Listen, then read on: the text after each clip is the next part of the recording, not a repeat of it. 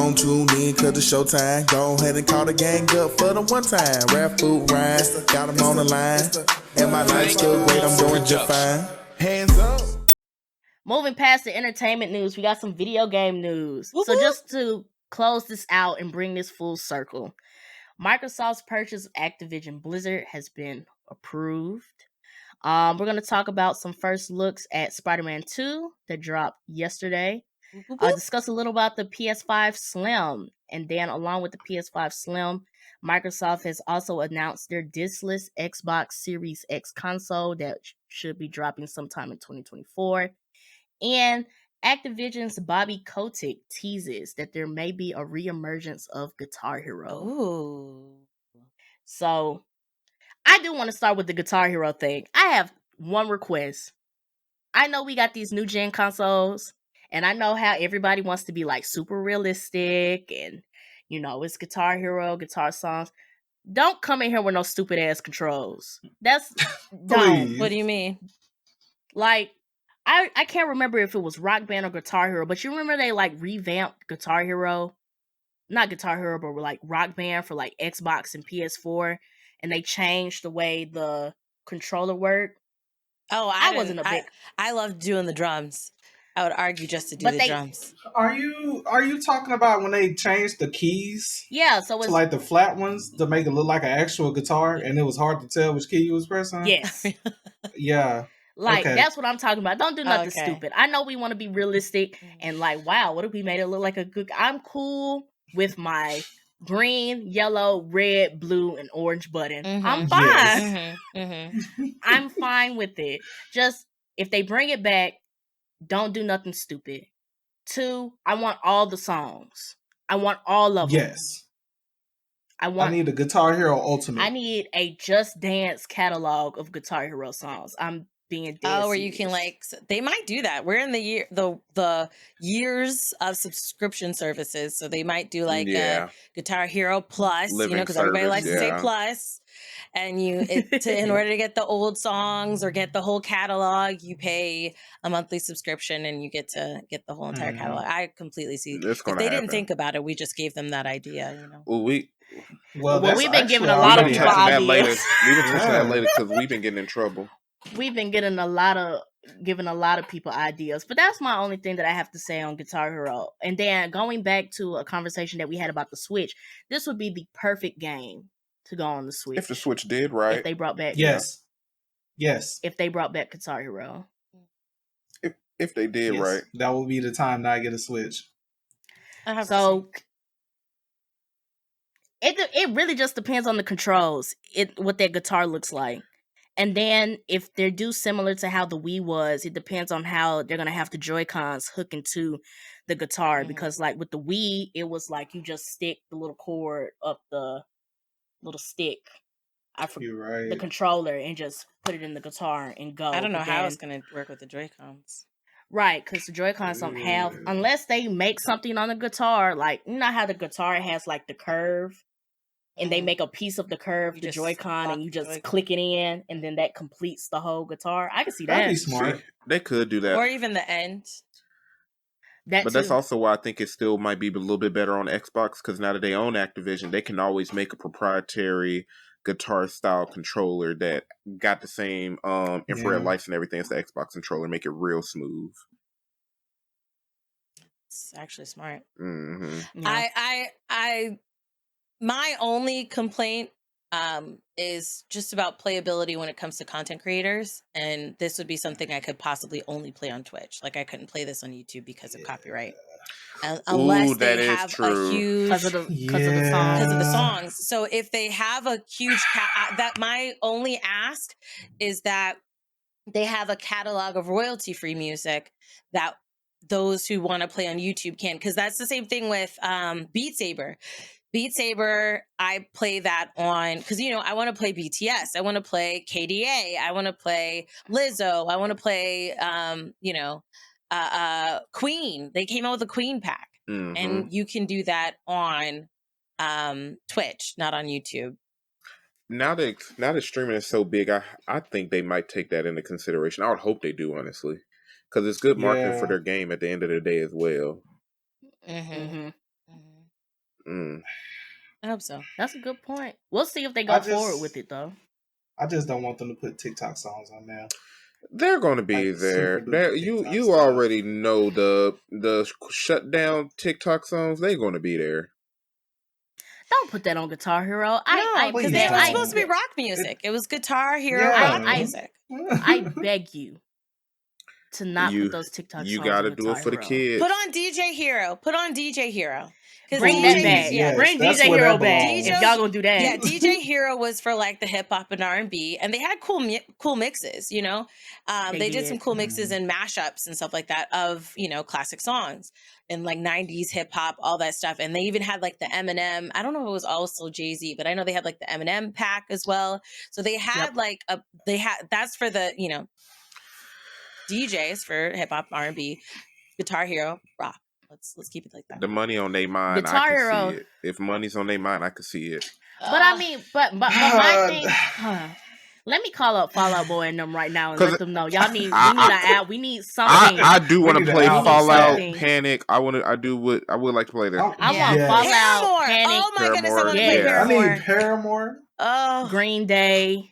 Come on. We know some old Nirvana songs gonna be on there. Throw them on there too. Maroon 5. I want some Journey. Kiss. I want some Journey. Go ahead, put them 3 Kiss songs on there because you're gonna want to do it. Go ahead, put Detroit Rock on there. Just leave them TikTok songs where they at, please. I beg you. Yeah. If they don't, I would be surprised if they didn't put some on there.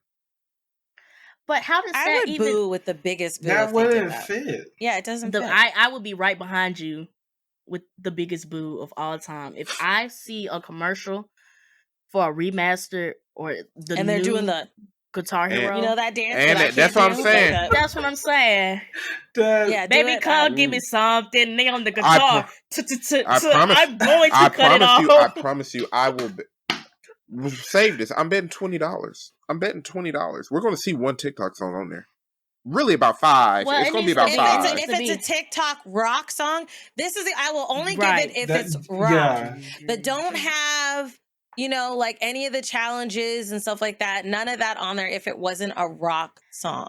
A guitar-focused song. Guitar Hero. Just Dance for that. You have Just Dance for those TikTok dances. Yes. Put them in there. Yeah. Don't bring them to Guitar Hero. Please.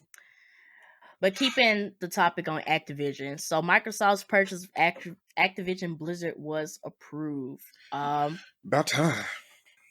Get it over with.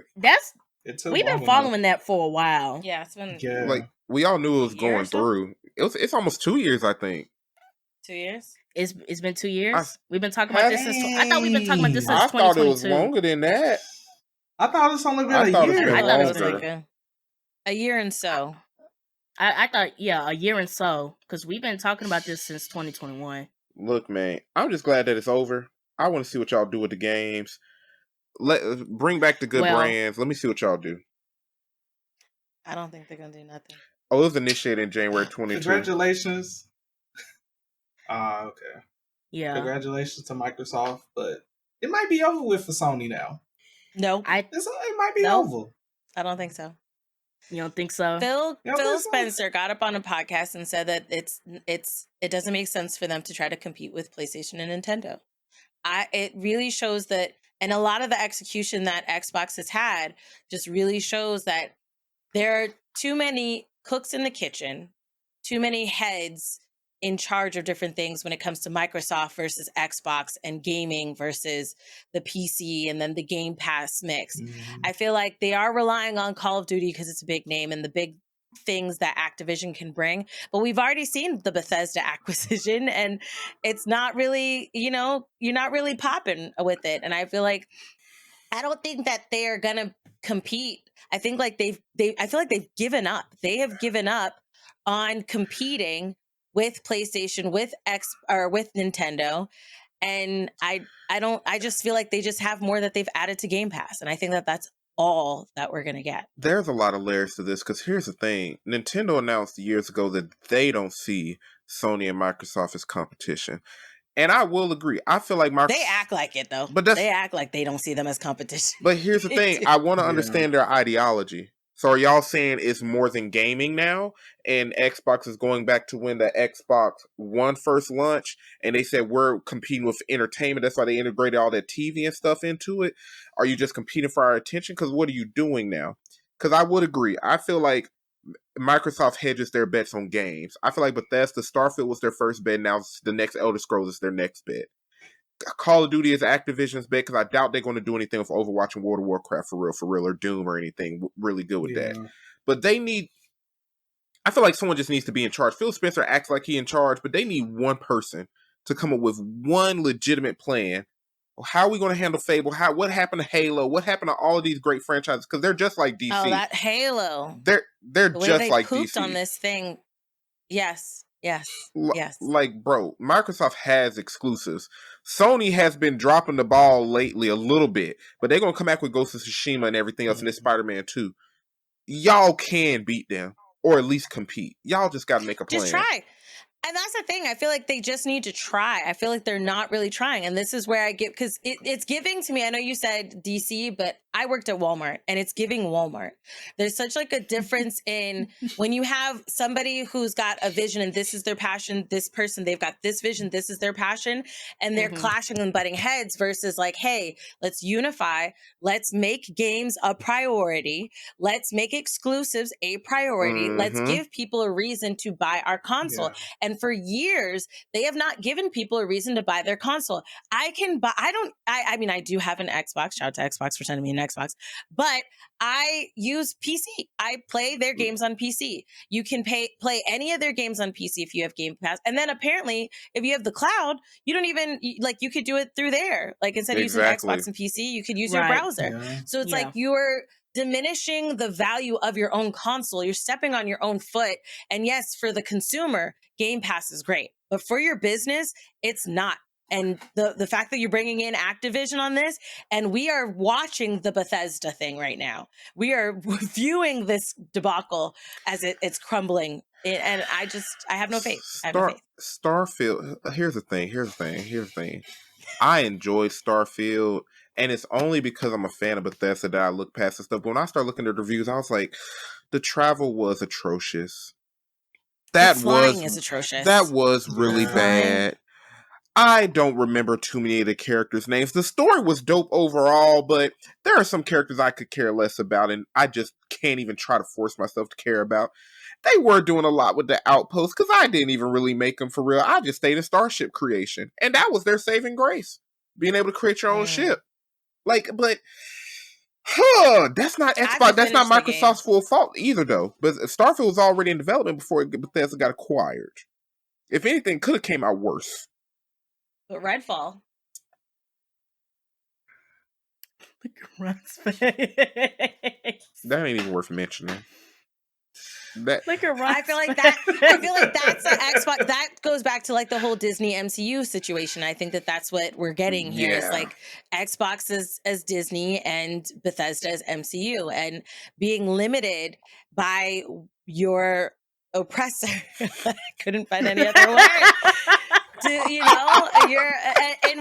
Which inhibits your ability to create at the maximum potential you had. Mind you, I know for Bethesda, launch games are always a problem, and we can expect that. We've all played Fallout 76. We know, but I feel like it's one of those situations where, when you have someone that's like, hey, we've got the money to buy you, but we don't really care enough to make sure that this is succeeding at the utmost potential, is a problem. I would agree. That's the thing. Like, Microsoft Studios got so many resources. Why is Bethesda still using their creation engine? Why is Bethesda still using that piece of trash? Why ain't they got Unreal Engine 5 or 6 and using it to its full potential right now? Why ain't we got a new engine like CD Projekt Red? Y'all created a new engine for Halo Infinite, and y'all went for that live service bull crap, and y'all ruined the franchise. Like, what are y'all doing? Y'all got the money. Y'all got the resources. Y'all can take y'all time to do something great. So Bungie, they're succeeding with Destiny. It was like, y'all got Halo, you can hold Halo, we doing Destiny. And that's the thing, bro. Like, how do y'all... There's no reason for Microsoft to be failing. In real life, on paper, Microsoft has way more resources than Sony. Way more. Way better, bigger company with so much access to talent. They should be doing way better in real life. Yeah. I'm just curious to see on what they do now. Like, they've made all these deals with like Nintendo, Nvidia. They said Activision Blizzard games are coming to Ubisoft Plus, but like, now that you have Activision Blizzard, what's the next step? But they're like, also grimy. Did you see like the leaks, the stuff about the Xbox leaks, and how I know it was rumored how they were trying to acquire Nintendo in such a sneaky way because Nintendo's like, we don't want to get bought. So they're like, hey, we'll have a third party buy up a bunch of stock and then we'll just buy that third party. But they've been focused on Nintendo for over 20 years. Like they was trying to buy Nintendo way back in like 2002. Yeah. Like when OG Xbox dropped, they was trying to buy Nintendo. Thank God they did not. Thank God they did not. Yeah. I know Nintendo's got its own situations and its own set of problems, you know. Yes, Nintendo's got some work it's got to do. Shout out to Nintendo as well. But like, because they gave me Super Mario Wonder. Shout out to y'all. But yeah, like I do feel like, I feel like if Xbox had acquired Nintendo back then the nostalgia that Nintendo skates on would have been gone. Yeah, I would agree. I'm still on the. It'd be a whole different ball game right now. I'm still on the train. I wish Nintendo would just become an Ubisoft competitor, just become an amazing publisher, and focus solely on that. I think that'd be amazing, at least now. I think that's what they're already doing, though. I think that because they have Portable in the bag. Nobody's really touching Portable as much as they have and innovating in that space. And even with I'm curious to see what their new console is going to be and what that's going to look like. But I do feel like they're going to still try to stay in their lane, and they stay in their lane and they own that lane. And like when you said that they don't look at Xbox and PlayStation as competitors, you didn't even when you said that, I'm like, they walk in that. That's how they walk. That's their ministry. They're, you know. But what does a world of gaming look like when our big three giants, Sony, Nintendo, and Microsoft, say we're not competing against each other? We're competing against Netflix. We're competing against Amazon. We're competing against YouTube. What does that world look like? Is it going to be a Game Pass world? There's only one saying that. Oh, I don't want that. That. I feel like Xbox is the only one that's saying like we're competing with TV. I think with Nintendo, they're in their own ego about how they're navigating. So I feel like it's one of those things, like a puny human type of thing. You know, like you've got Loki and the Hulk. I feel like it's a situation where Nintendo is still gonna try to innovate in the gaming space or try to create. I put create new things loosely because we're still getting a lot of Marios and Zeldas and reboots and whatnot. They're kind of pulling to Disney right now. But I will say that I do feel like it's not that they're giving up on competing or being competitive. I just feel like they think they already won, which is different. Xbox is coming into the game like, oh, we've already lost. We're not going to compete. And PlayStation's like, we're competing and we're winning. You know, so I feel like. I feel like PlayStation and Nintendo have healthy mindsets when it comes to being competitive. Xbox, I feel, needs to buck up, drink some, whey protein, come to the table, and get that muscle milk in the fridge. Just go mix it up with some, get some Celsius, some Red Bull, and come on, keep it going. Get it together. Look, get that pre-workout in and that creatine, and just hurry up. Do your thing. Do it. Get to work. But all right. So other announcements, did anybody have anything to say about Spider-Man 2, the PS5 Slim, or Microsoft's diskless Xbox Series X console? The diskless Xbox just brings to fruition what we already saw was coming like 10 years ago, and we're just not going to have physical media anymore. It's upsetting because I hate that. I like having stuff. I like being able to look at the things that I've purchased and fully own them. It sucks, but that's what we're going to. They started that with Game Pass already. Streaming services fortified it. Sony's going to follow through with the next console. We already know what's going to happen. I hate that. Man, they're already like with the PS5 Slim. They're already like, oh, here's this detachable Blu-ray disc drive, and it's like, we're there. Okay, why not just buy the disc version for this? We're already there. It's getting. When I saw that, it made me think about that conversation we had about Apple when, like, now your box is just the phone. And, I got to buy headphones. I need to buy a charger. So now PS5 is going to be like standard console is digital, but you can buy this additional piece and still put disc in here. But look at Apple. I hate it. Look at Apple now. Everything wireless, and now they want y'all to put y'all credit card on the phone, like, and your driver's license. Like, everything's just finna be full on digital now. Everything. The thing I don't like the idea of innovation and technology and where we're going, and yes, I get that.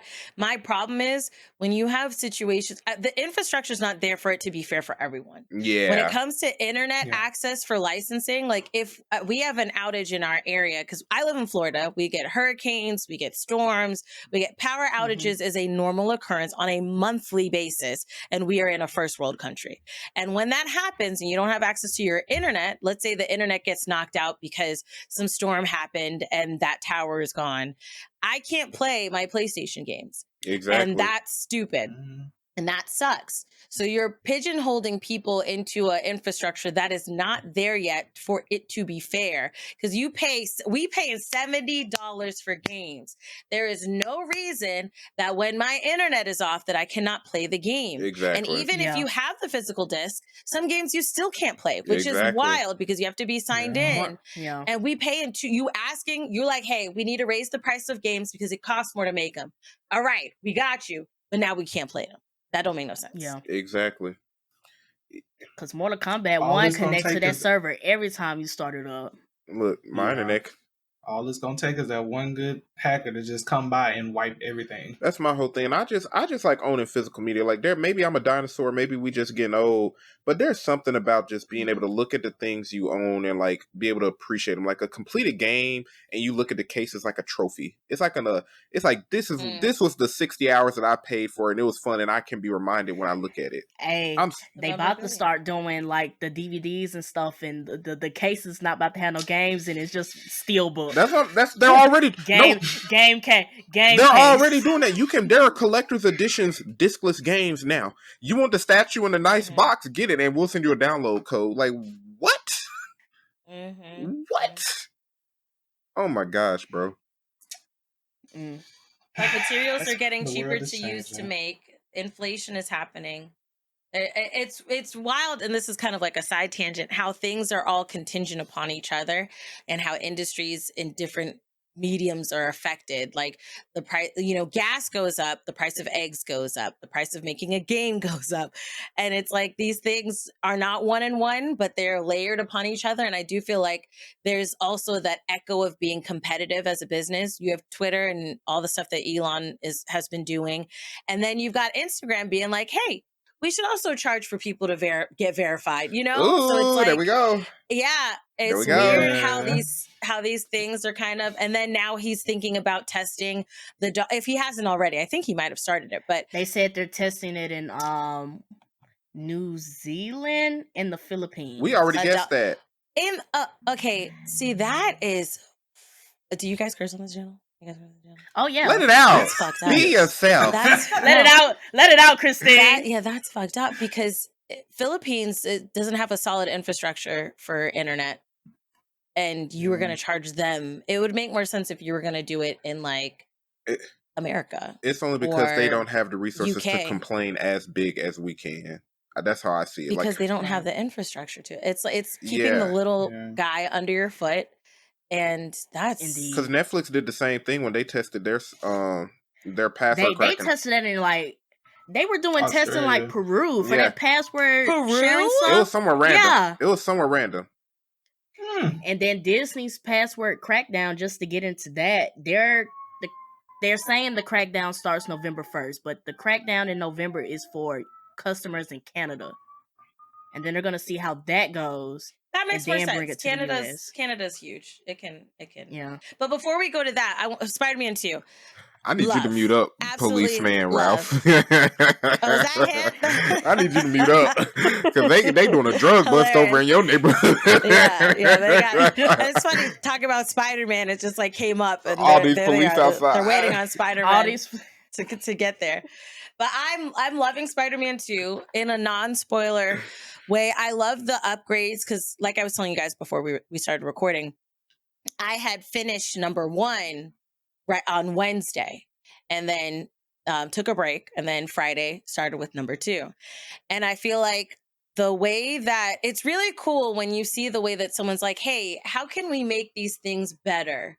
And I feel like when it comes to playability of having your gadgets, the accessibility of gadgets, I feel is so much better now than it was where you had to press R1 and get that wheel moving around to where you wanted it. And then if you didn't move it correctly, then you were just, I'm like, no, I didn't mean to use that. I meant to use this.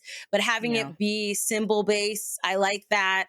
And then, and having it on the screen, even the cool things that they're doing with, well, you know what, I don't know if they showed this yet, because Ryan, I know you're at the beginning. I'll just say this. Suits, we all know they have suits. There's a cool additional thing that they added to the suits that I think is really cool when it comes to a fan of customization in games. Yeah. Because I'm the type that, even though I didn't finish Starfield, I spent 2 hours in customization alone.